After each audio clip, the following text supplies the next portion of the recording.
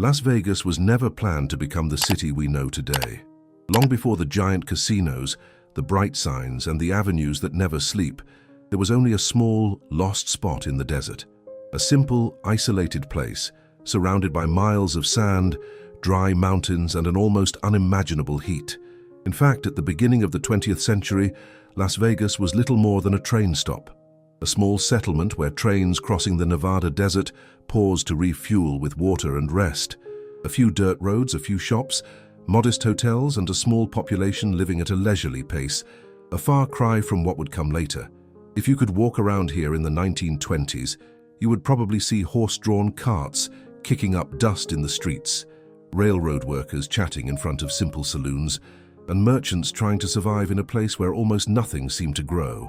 Few people imagined that this small dot on the map was about to witness one of the greatest transformations in the history of the American West, because just a few dozen kilometers from here, a powerful river flowed silently between enormous stone walls. The Colorado River, an unpredictable river, responsible for devastating floods and also severe droughts that affected millions of people in the southwestern United States. For decades, engineers and politicians debated the same question. How can we control this force of nature? That's when a gigantic idea emerged for the time, to build a monumental dam in the middle of the desert, a structure so large it could control the waters of the Colorado River, generate electricity for entire cities, and bring development to a region that still seemed wild. But when this plan began to gain traction in the late 1920s, no one imagined that it would completely change the destiny of Las Vegas. At that time, the city was still small, quiet, and even a little forgotten. Few streets, few residents, few opportunities. And that's precisely why it would end up becoming the perfect place for something unexpected. In the next few minutes, we're going to travel back in time to discover what Las Vegas was like before the construction of the famous Hoover Dam. You will learn fascinating stories about the first workers who arrived in the desert, the makeshift camps that sprung up overnight, the creation of an entire city built for the construction workers, and the political decisions that completely transformed this region.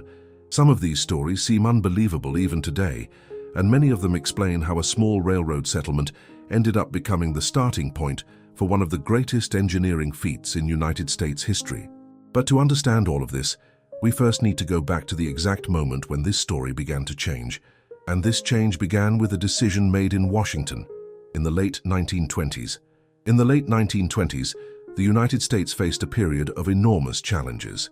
The country was rapidly expanding westward, cities were springing up in arid regions, and millions of people depended on a river that no one could fully control. The Colorado River was powerful, but also unpredictable.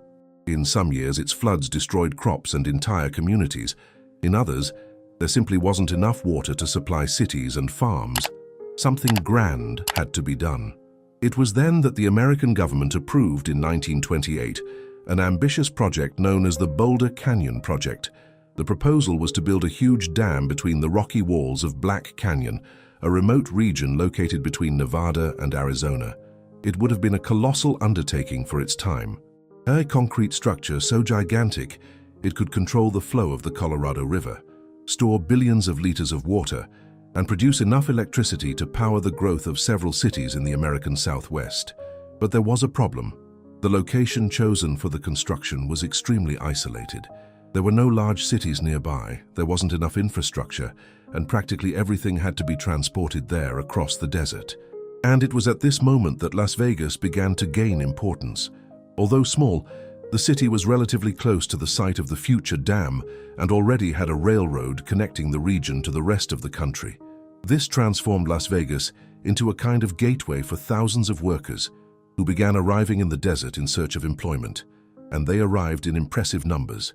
In the early 1930s, as the country faced the difficult years of the Great Depression, men from all over the United States traveled to Nevada hoping to get a job building the dam.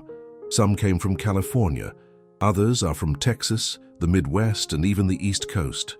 Many arrived with little money, a few suitcases, and a huge hope of finding work on one of the largest construction projects ever planned. But when these first workers arrived in the desert, they found a reality very different from what they had imagined. The dam hadn't even started yet. There weren't enough houses. There were no developed cities near the construction site, and so one of the most curious chapters of this story emerged, an improvised encampment that became known as Ragtown. There, hundreds of workers began living in makeshift tents made of scraps of fabric, wood, and any material that could offer some shade from the scorching desert sun. Temperatures frequently exceeded 40 degrees, the dust was constant, and the conditions were extremely difficult. Even so, everyone knew they were there for a special reason. They were about to participate in a project that would completely change that region. And while workers began to occupy the desert around the Colorado River, something unexpected also began to happen a few kilometers away.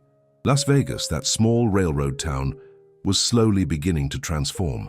But this transformation was only just beginning, and it would become even more surprising when the first explosions echoed inside Black Canyon, marking the true beginning of the dam's construction. When construction finally began in the early 1930s, the silence of Black Canyon was replaced by a stunning scene of human activity. Heavy machinery, trucks, controlled explosions, and hundreds of workers scattered across the rocky slopes transformed that remote stretch of desert into one of the world's largest construction sites. But before the dam could begin to take shape, a fundamental problem needed to be solved. The Colorado River continued to flow exactly where the structure was to be built. To build the dam, the engineers first needed to divert the course of the river, and this task required a monumental amount of work. Entire teams of workers were tasked with excavating enormous tunnels through the canyon walls. These gigantic tunnels would allow the water to be temporarily diverted, leaving the riverbed dry enough to begin construction of the dam's foundation. Digging these tunnels was an extremely difficult task. The workers labored strapped to steep slopes, often suspended by ropes, using pneumatic hammers to drill through the canyon's hard rock. Then, charges of dynamite were carefully positioned to blast their way through the mountain. Each explosion made the ground shake, and the dust raised by the detonations could be seen for miles around in the desert. Meanwhile, the lives of the workers were also beginning to change outside the construction site. The government decided to build a planned city specifically to house the thousands of workers involved in the project. Thus, Boulder City was born, a community created practically from scratch in the middle of the desert. Unlike the makeshift camps at the start of construction, Boulder City had organized streets, schools, shops, and permanent housing for the workers' families. Interestingly, there were quite strict rules in the city. The federal government banned gambling and alcohol consumption within Boulder City, attempting to maintain order in a rapidly growing community. But just a short drive to Las Vegas revealed a completely different reality. In 1931, the state of Nevada made a decision that would forever change the region's destiny. Gambling was officially legalized. Suddenly, Las Vegas began offering exactly what many workers were looking for after intense days on the construction site: entertainment, brightly lit halls, makeshift casinos, music, restaurants. The small railway town began to become a meeting point for thousands of workers who, after hard days of work in the canyon, traveled there in search of rest and recreation. Meanwhile, in Black Canyon, the dam was slowly beginning to rise, layer by layer, block by block. Tons of concrete being dumped every day. It was a gigantic structure visible from miles away. And as that colossal wall began to grow between the mountains, it became increasingly clear that the surrounding desert would never be the same. But the biggest transformation was yet to come. After years of intense work in the middle of the desert, the structure finally began to reveal its full grandeur. In the mid-1930s, the gigantic concrete wall of the Hoover Dam already stood among the rocks of Black Canyon, something few people of the time had ever seen. It was a monumental construction, the result of the efforts of thousands of workers who faced extreme heat, constant dust, and technical challenges that seemed impossible just a few years earlier. When the dam was officially completed in 1936, it immediately became one of the greatest engineering feats on the planet. Standing over 220 meters tall, the structure began to control the mighty Colorado River and started to form an immense reservoir that would soon be named Lake Mead. Gradually, the water began to rise between the valleys and mountains of the desert, creating a gigantic lake that would completely change the landscape of the region. But the impact of the Hoover Dam went far beyond the landscape. The dam began generating enormous amounts of electricity, something essential for the growth of cities in the American Southwest. Entire regions gained access to a stable source of electricity, allowing for the development of industries, new communities, and irrigation systems for agricultural areas. And while all this was happening, Las Vegas was also beginning to feel the effects of this transformation. During the construction years, the city had grown to accommodate workers, engineers, curious visitors, and business people who recognized the potential of that place. Hotels began to appear, restaurants have multiplied, entertainment venues have become increasingly crowded. The legalization of gambling a few years earlier also helped transform Las Vegas into a destination unlike any other in the country. What was once just a small railway stop in the middle of the desert was now beginning to gain fame as a vibrant place, full of activity and opportunities. Over the decades, this transformation would accelerate even further. New, gigantic hotels would emerge. Casinos would light up the desert night. Millions of visitors would start traveling here every year. And interestingly, all of this is directly linked to that enormous dam built between the rocks of Black Canyon.